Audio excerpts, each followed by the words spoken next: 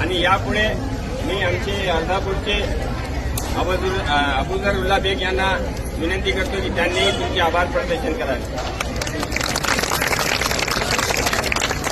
नांदेड बाजारा शहर महानगरपालिका निवडणूक प्रचाराकरिता आपण इथे थांबलेलो आहोत. Ward number 10. सध्या तर ही निवडणूक नांदेड महानगरपालिकाची निवडणूक नसून हे निवडणूक विचाराची आहे.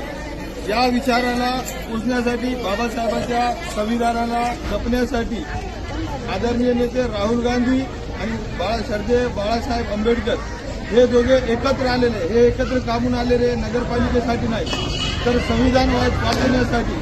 हे जे भाजपचं सरकार आहे, आपण बघू शकता मोठे नेते जे पैसे जमा करून इथून तिकडे भाजपमध्ये जमा होत आहे, तर हे लोकांचा विकास करण्यासाठी नाही तर आपला जे संविधान बाबासाहेबांनी जे हिंदू मुस्लिम सर्व धर्मांना आपल्याला समान हक्क दिलेले आहे. या भाजपवाल्यांना सर्वात जास्त आपण खलतो तर दलित आणि मुस्लिम, त्यासाठी त्यांचा अगोदर प्रयत्न आहे की सगळे काँग्रेसचे इकडचे पैसेवाले नेते तिथे घेऊन संविधान संपवावं आणि मनुस्मृती लागू करण्याचा त्यांचा प्रयत्न आहे.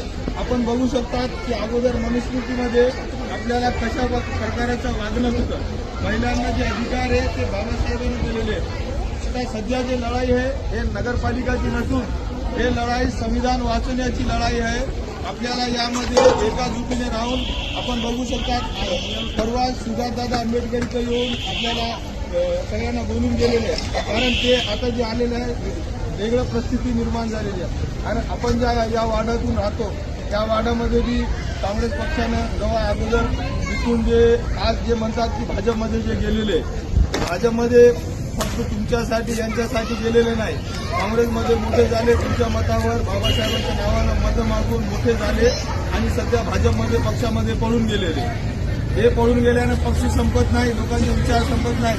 आपल्या लोकांचं काहीतरी चांगलं होतं त्यामुळे काँग्रेस आणि वंचितची आघाडी झाली आणि काँग्रेसने जे कॅन्डिडेट दिलेले आपल्यामधले दिलेले आम जनतेचे, त्यामध्ये सर्वप्रथम आनंदराव जाधव यांची निशाणी आपल्या युती असल्यामुळे त्यांना मशालीमध्ये देण्यात आलेले आहे. दुसरे ललिताबाई कुमार आणि आपल्या सर्वांचे लाडके आबेदा भानुबाई आहे की नाही लाडके,